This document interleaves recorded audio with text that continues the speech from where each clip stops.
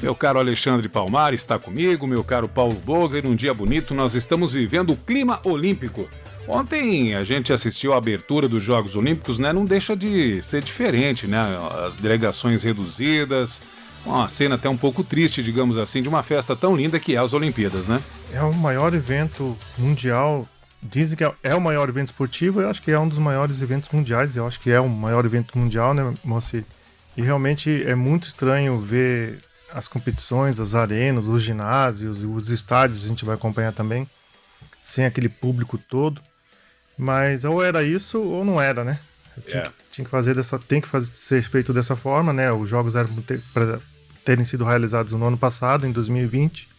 Estamos realizando agora, em julho de 2021, para poder cumprir essa tradição de uma edição a cada 4 anos. Nesse caso, ampliou um pouco para 5 em relação à última e terá um tempo menor de 3 em relação à próxima. Mas, como você disse, estamos nesse clima olímpico.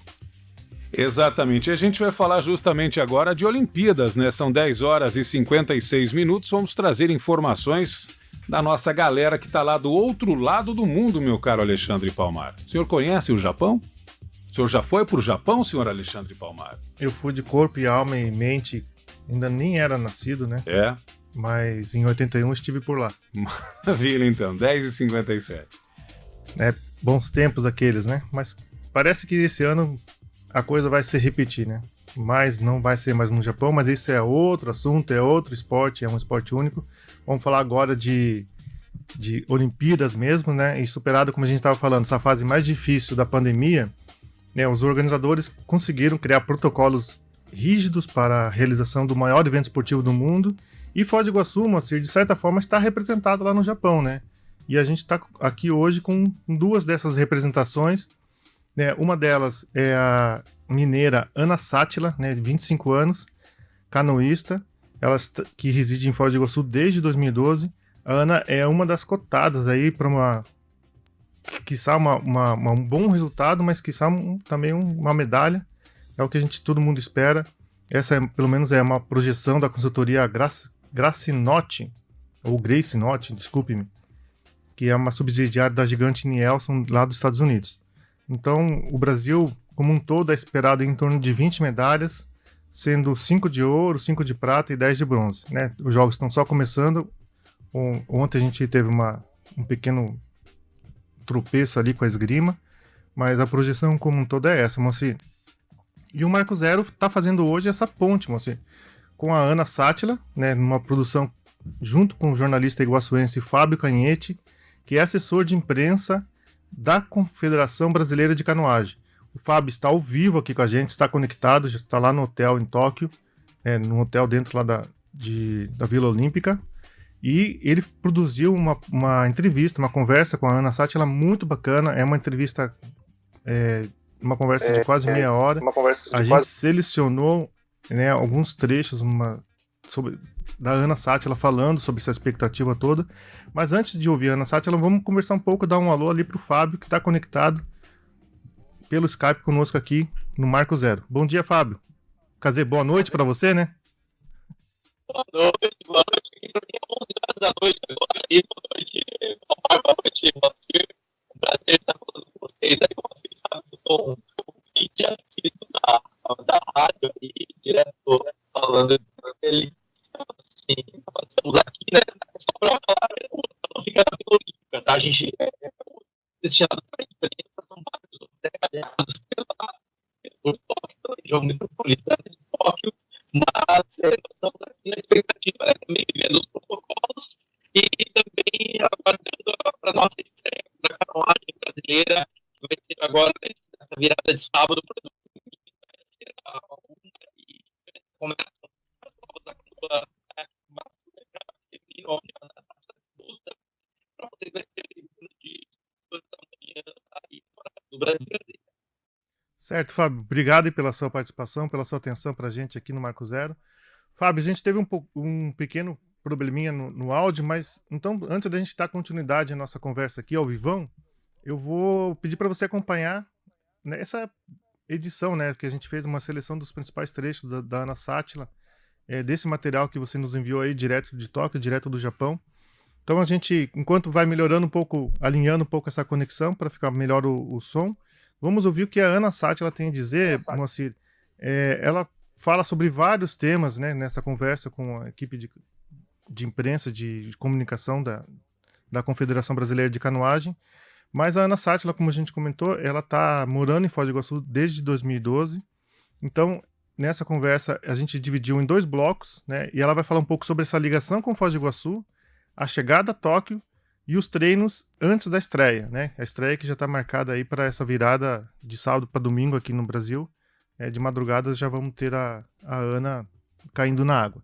Vamos ouvir o que a Ana tem a dizer, Moacir. Eu mudei para Foz em 2012 para integrar a seleção brasileira. Então, eu, na verdade, não sabia se eu viria para ficar, se eu voltaria para o Mato Grosso, mas por ser a única pista, né, da América Latina até a Rio 2016, era o local que a gente precisava ficar treinando. Então, eu ganhei uma intimidade muito grande com Foz por ficar todo esse tempo lá. Já são mais de 6 anos morando lá direto, e a minha família também se mudou para conseguir me acompanhar, até porque quando eu mudei era muito nova, então não podia estar sozinha. A minha mãe veio, a minha irmã, que também é atleta, veio junto, e no final a gente criou uma intimidade muito grande. A Foz nos recebeu muito bem, e assim a gente se sente em casa também hoje, apesar de estar mudando, a gente se sente em casa, e também tem muito apoio do Estado, principalmente, né? Eu tenho apoio da Geração Olímpica, que é a Bolsa do Estado do Paraná, que ajuda muito, e a gente consegue treinar muito bem em Foz. Eu tenho a minha casa lá, e agora no Rio, né, a gente precisou mudar para o Rio por um período que era onde a gente conseguia treinar devido à pista olímpica, né, dos Jogos, que ficou como legado olímpico. Então a gente se mudou novamente para o Rio, mas ainda morando em Foz, se mudou para os treinos e tudo mais. E, claro, é muito difícil no Rio de se sentir em casa para mim. É mais um local de trabalho, mas que também tem uma estrutura incrível, que nos recebe muito bem e que nos proporciona tudo o que a gente precisa para treinar e tá num nível muito alto. Então, eu fico andando o Brasilzão, mas com certeza cada lugar tem um pedacinho muito especial no meu coração, e é onde eu sempre quero estar em contato, sempre quero voltar, e acho que é isso. Período muito. Ela falando sobre essa ligação com Foz do Iguaçu, né? Esse período que ela desde 2012 aqui em Foz do Iguaçu, e mesmo agora treinando no Rio de Janeiro, ela continua com a base familiar aqui, com a residência, com a base familiar aqui em Foz. E agora sim, com o Fábio, um som mais limpo. Fábio, tudo certo? Você vota na cidade, você tem residência, você é da cidade, né? Ela nasceu no Mato Grosso, em Minas Gerais, foi cedo para o Mato Grosso e se consolidou como atleta mesmo depois, participando de eventos internacionais aí em Foz do Iguaçu, Palmar. Maravilha. Fábio, eu queria que você, antes da gente continuar ouvindo a Ana Sátila, eu queria que você falasse um pouquinho, né, daquilo que você disse na abertura, mas deu um probleminha no som, que você repetisse isso e também já emendasse um pouco sobre esse teu trabalho, né, essa experiência bacana, ver um colega nosso, jornalista, profissional da comunicação, aí cobrindo um grande evento internacional, o maior evento, né, esportivo, o maior evento do mundo. A gente estava comentando no início, junto com o Moacir, Fábio, dessa diferença, né, de não ter os públicos, os estádios, as arenas, né, essa edição não pode ter por conta da pandemia, mas eu também queria que você falasse um pouco que você não está acompanhando só a Ana Sátila, né, o seu trabalho é como assessor da Confederação Brasileira de Canoagem. Como é que está a equipe, são quantos atletas, tem mais atletas do Paraná? Fala um pouco desse trabalho pra gente.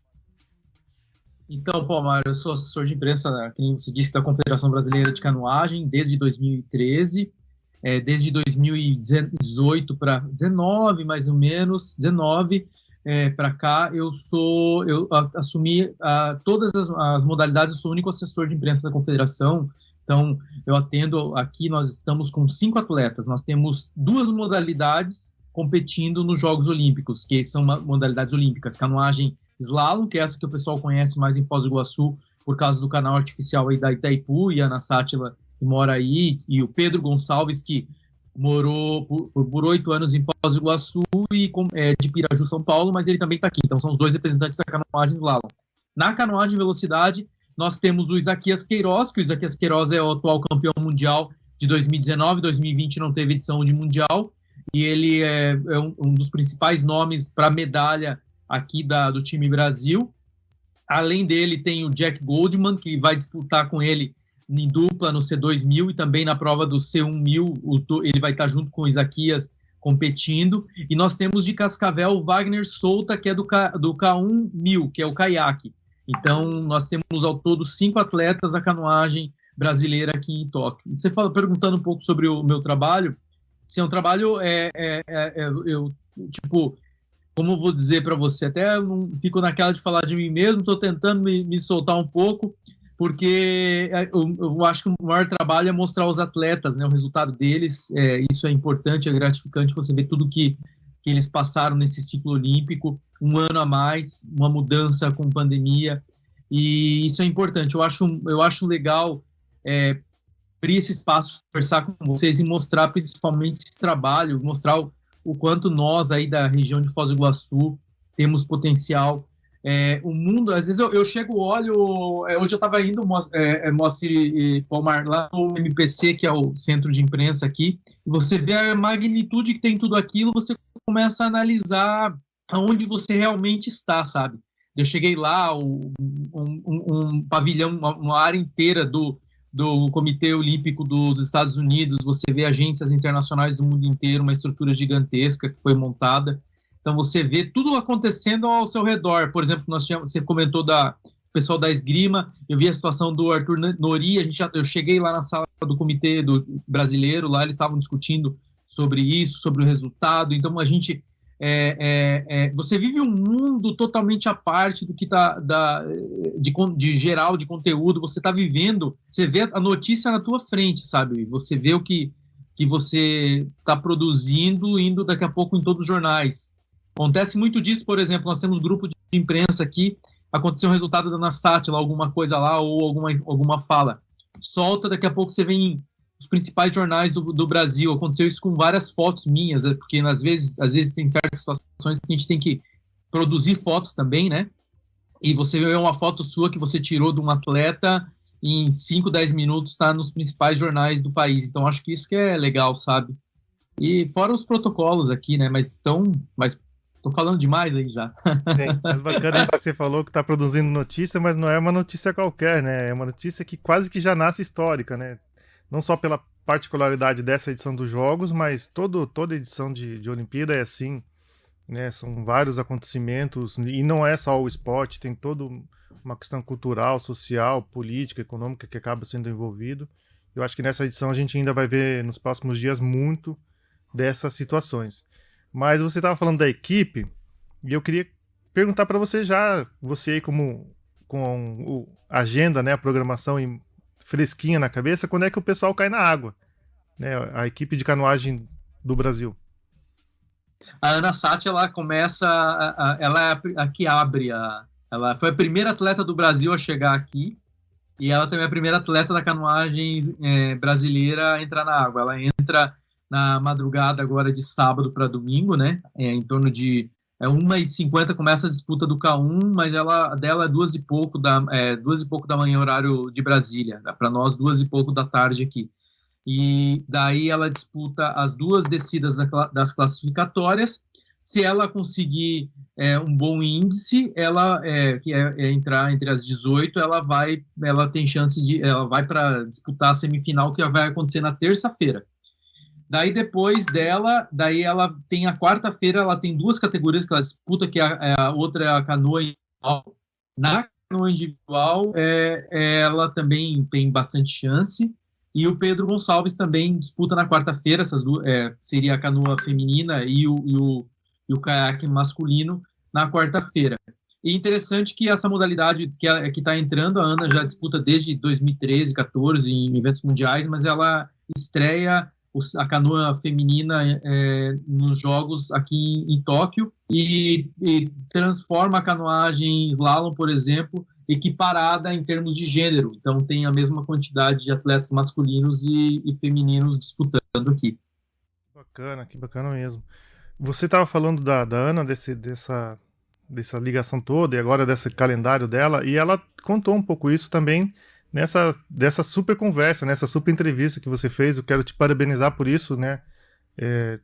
Tava na mão ali, eu pedi para você, podemos colocar a Ana ao vivo? Falou, sem chance, Moacir, sem chance, Palmar, porque assim, é outro mundo, né? Estão todos isolados, concentrados. Nesse momento é muito difícil ter esse acesso lá. Mas o Fábio teve toda a preocupação de atender a imprensa, né, de produzir um material prévio até o momento que era possível. E a Ana, como a gente tocou na parte da abertura aqui da nossa conversa, ela fala sobre essa expectativa, né? E então, primeiro eu queria te parabenizar por isso, né? Por esse profissionalismo todo, de sempre estar atendendo bem a gente e de estar fazendo de uma forma ou outra a gente estar em contato com os atletas.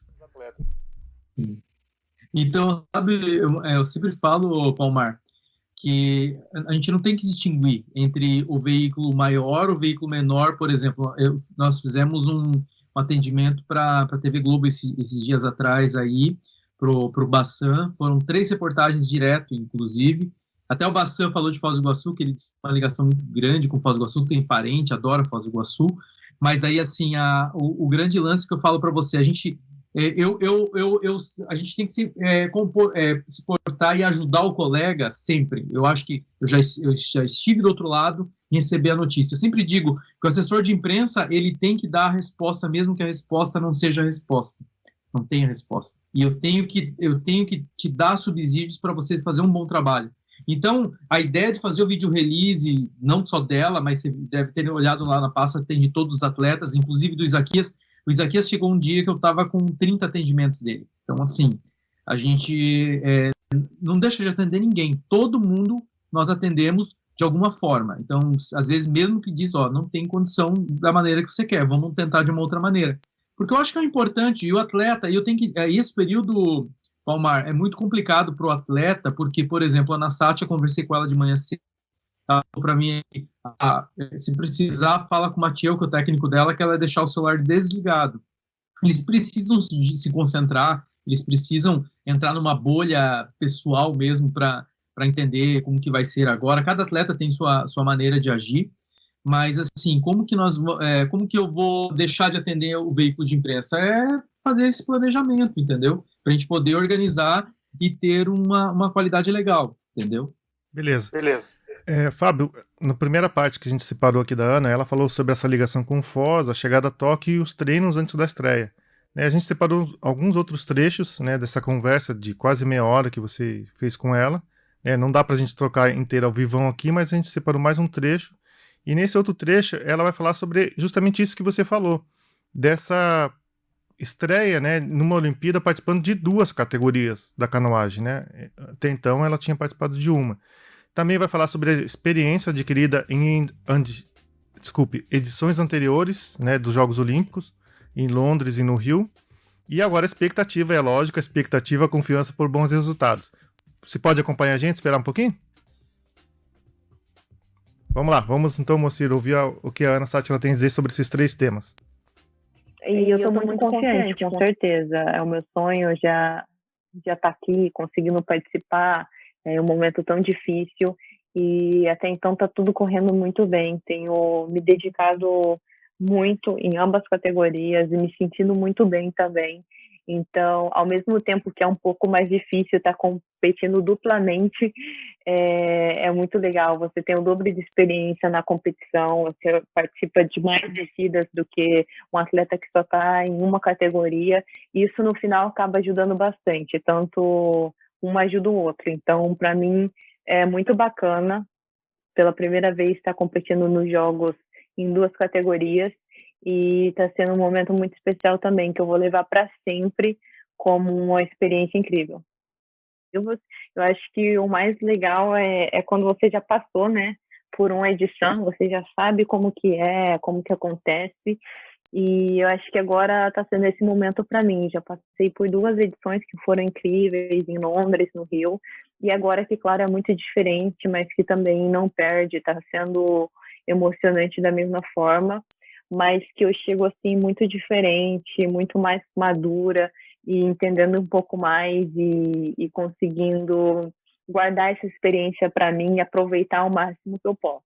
Então, já são 3 edições, mas nenhuma se compara nada com a outra. Então, foram 3 experiências totalmente distintas uma da outra. Em Londres, cheguei muito nova.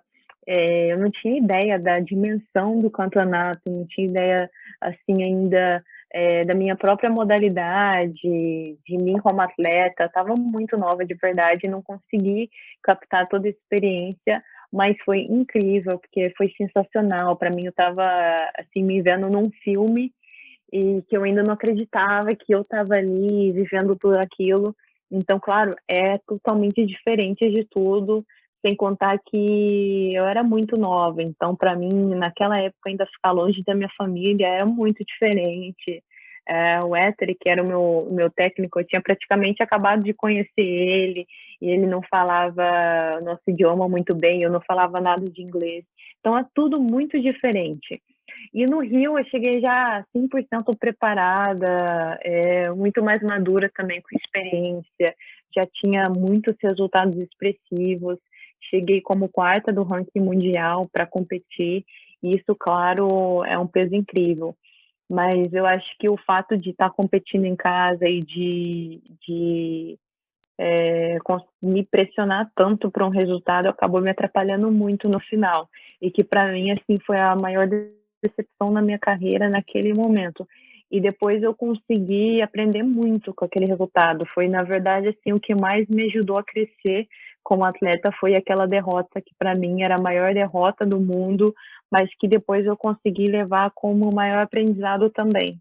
Então, eu cheguei preparada para a medalha de ouro, mas não consegui nem me classificar na primeira etapa. Então, isso para um atleta é devastador, mas que depois conseguiu me ajudar muito a crescer.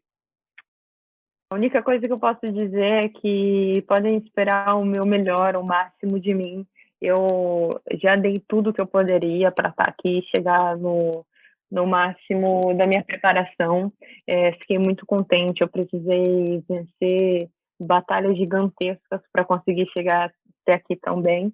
Então, já dei o meu melhor e a minha intenção é continuar fazendo isso, representando o meu país, a minha bandeira da melhor forma possível. E, com certeza, acho que conto também muito com a torcida de cada um, porque a vida de atleta não é fácil. A gente vive de desafios, de conseguir se reinventar, de melhorar cada dia. E eu tenho feito isso, tenho tentado me desempenhar e dar o melhor de mim. Eu acho que é o ponto principal de ser atleta no alto nível. Então, eu dei o meu melhor, chego aqui de cabeça erguida, muito contente, muito feliz. E eu acho que para finalizar o trabalho, eu consegui dar o melhor de mim nessa competição, que é a mais importante, e conseguir colocar tudo que eu aprendi naquele momento e sair daqui muito feliz com a minha participação e com a sensação de ter representado o meu país muito bem. Ana Sátila, confiante, hein, Fábio? Tá super confiante, tranquila, serena. Parece que tá preparada para pegar um pódio, hein? O que você acha? Tranquila. Não, ela tá bem tranquila. Conversei com ela, tô conversando com ela todos os dias, né? A gente tá, além da relação profissional, nós somos muito amigos. Na verdade, eu sou muito amigo dos atletas, né? Sempre digo que a gente tem que ser muito psicólogo nas vezes. E conversando com ela, assim, ela tá bem tranquila, tá bem serena mesmo. Eu acho que... porque a última vez que a gente conversou aqui em Foz do Iguaçu pessoalmente, assim, ela me disse, assim, que às vezes ela chegava nos Jogos Olímpicos, nas 2 edições que participou, eu quero trazer o melhor resultado para a canoagem brasileira e trazer o Brasil nas costas. Eu falei, Ana, só pelo fato de você já estar nos Jogos, você já é uma vitoriosa. Então, às vezes, existe essa cobrança do atleta normal, né? Mas assim, eles têm que entender também que eles já são vitoriosos por estarem lá, né? Então, às vezes eles ficam naquela, e o brasileiro tem muito daquilo, né? Não ganhou medalha de ouro, não vale. Não, louco, uma de prata, uma de bronze vale muito. Participar, chegar numa final olímpica é muito importante, entendeu? Sim. Eu comentei antes, na abertura da nossa conversa aqui, de um estudo internacional que aponta a Ana Sátila como uma das favoritas aí para uma medalha tanto na canoa quanto no caiaque, né? Pelo menos em uma das modalidades. Então, você compartilha dessa avaliação, dessa opinião que é possível, né? Dados os últimos resultados que a Ana conquistou nos mundiais, e dessa experiência em Londres, no Rio, de ela poder beliscar um pódio aí? A Ana Sati, que a canoagem slalom não é uma matemática exata, ela é muito complicada, porque depende, uma fração de segundo você perde tudo. Por exemplo, a Ana Sátila nos Jogos Olímpicos Rio 2016, ela não conseguiu passar para a semifinal, deu uma situação que foi ruim, não teve um desempenho muito bom. 2 semanas depois teve a Copa do Mundo, ela ganhou uma medalha de prata. Então, assim, é um negócio muito louco. Então, no K1, inclusive, a prova vai disputar amanhã. Tem que estar com a cabeça boa. Eu acho que a Ana tem chance de medalha, ela tem chance de pódio, ela tem chance de final. Eles dizem sempre assim, vamos trabalhar por etapas. Primeiro passar das classificatórias, depois a semifinal, daí na final pensar e trabalhar pela medalha. Então, e por etapas, eu acho que ela tem uma chance real, mas que nem eu falo para você, não é uma matemática exata, né? Vou dar um exemplo aí, hoje o Brasil tinha a expectativa da esgrima, que a Natália era campeã mundial e ela foi desclassificada. Então, assim, o esporte ele tem suas vantagens, mas ele também é muito ingrato em algumas situações assim, né? É mágico por isso. Fábio, caminhando aqui para a nossa reta final da nossa conversa já, nessa conexão direta Foz do Iguaçu, Tóquio, eu queria que você falasse um pouco sobre esses bastidores aí de toda essa atmosfera, né? A gente já sabe que cada jogos por si só já são diferentes um do outro, mas esse, por conta da pandemia, é ainda mais diferente. Quais são as medidas de segurança? Como é que está o clima aí entre os atletas, entre as equipes, o pessoal da comunicação, suporte técnico, né, os treinadores? Como é que tá? Como é que é aquilo que a gente não... O que você pode contar pra gente daquilo que a gente não vê na TV? Olha, é bem diferente. Eu participei do Rio 2016, estava no Rio 2016, e a situação é bem diferente agora de Tóquio. Primeiro começa pelos protocolos. Por exemplo, eu tenho aqui dentro do meu celular uma pasta dentro de aplicativos que tem 6 apps só de Tóquio. Tem um que controla se tem gente com Covid perto, tem um outro de transporte, tem um outro que é para eu colocar a temperatura e tudo, os exames de Covid. Eu tenho aqui, quem tá, eu acho que, não sei se o pessoal que está na internet consegue ver, estou aqui com um pacote cheio de tubo de ensaio, que é para exames de saliva. Então, eu terminei os 3 primeiros, né, os 3 primeiros dias, e agora tem um calendário que foi estipulado lá, que eu tenho que fazer esses testes salivas, eu depois estar lá no local. Então, isso por si só já é uma diferença. Você viu que o Brasil só levou a delegação mínima para a cerimônia de abertura, então isso já é uma grande questão, porque estão preocupados muito com essa questão de pandemia. Então você vê, teve um monte de atleta infectado, então antigamente você tinha um problema muito sério de cuidar de doping, cuidar de lesão, agora assim, cuidar da questão sanitária, então isso é mais uma outra situação. Eu vejo que aumentou a preocupação, né, dos atletas e dos próprios países, de como agir nessa situação.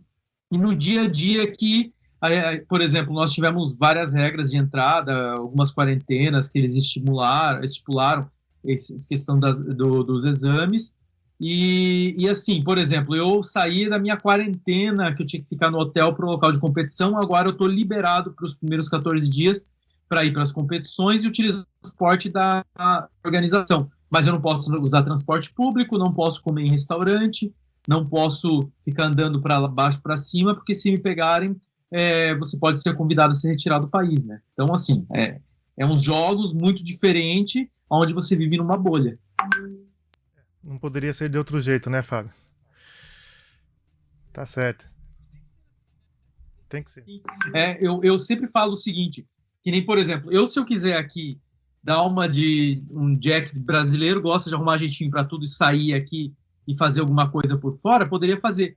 mas eu acho que sim, um desrespeito tão grande para o povo japonês que eles estão recebendo uns Jogos Olímpicos nessa atual circunstância, nessas condições, que eu acho que a gente tem que fazer a nossa parte e seguir todas as regras, né?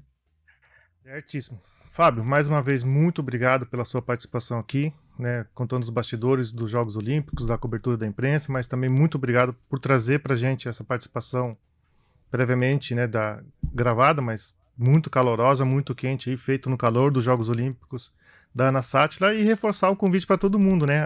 Na verdade, a de hoje, né, estamos aqui sábado, 11 horas da manhã, então quer dizer que de sábado para domingo teremos a Ana Sátila aí estreando nas Olimpíadas de Tóquio 2020/21, né, como dizem os jovens. É isso aí. A Ana Sátila, então, vai estar no sábado para domingo, na madrugada e 2 da manhã. Vai ter transmissão, provavelmente, em algum dos canais ou pelo stream. E assim, é interessante que a gente pensar, né, que ela é a representante de Foz do Iguaçu e da região, aí com chance de chegar em uma final e, quem sabe, brigar por medalhas. Então, acho que é importante as pessoas de Foz do Iguaçu conhecer um pouco mais, olhar ali, ver a Ana Sátila, e porque se a medalha ela conquistar, a medalha vai para Foz do Iguaçu. Ela mora em Foz do Iguaçu e vai deixar a medalha em Foz do Iguaçu. Tá certo. Muito obrigado, bom trabalho, boa sorte aí, se cuide e que os ventos soprem positivamente para todos vocês aí, que está trazendo uma medalha para nós. Um abraço, Fábio. Opa, eu que agradeço você pelo convite, o Moacir, aí, o pessoal da Rádio Clube e todo mundo que está nos ouvindo aí. Obrigado, viu? Até mais. Um abraço. Tá aí, Moacir. A gente ouviu a Ana Sátila, né, numa entrevista feita previamente pelo Fábio Canhete. E também escutamos o próprio Fábio Canhete falando um pouco dos bastidores dessa participação nos Jogos Olímpicos. Lembrando, Moacir, que a Foz do Iguaçu é a casa, né, da Seleção Brasileira de Canoagem, isso, graças a essa parceria entre a Confederação Brasileira de Canoagem e a Itaipu Binacional, que cede lá o canal de Itaipu, né, o antigo canal da Piracema, que para o treinamento de toda a equipe da Seleção Brasileira. Hoje a equipe também treina lá no Rio, mas tudo começou, né, ou fortaleceu aqui, né, em Foz do Iguaçu, tanto é que a Ana veio morar para cá, para treinamentos de competição. Então, de certa forma, a cidade conta com um centro de desenvolvimento de novos talentos, né, com foco no desempenho esportivo, né, alto desempenho, e também na inserção social, porque é um projeto social também de inclusão dos jovens no mundo do esporte através da canoagem. Marco Zero, onde tudo começa.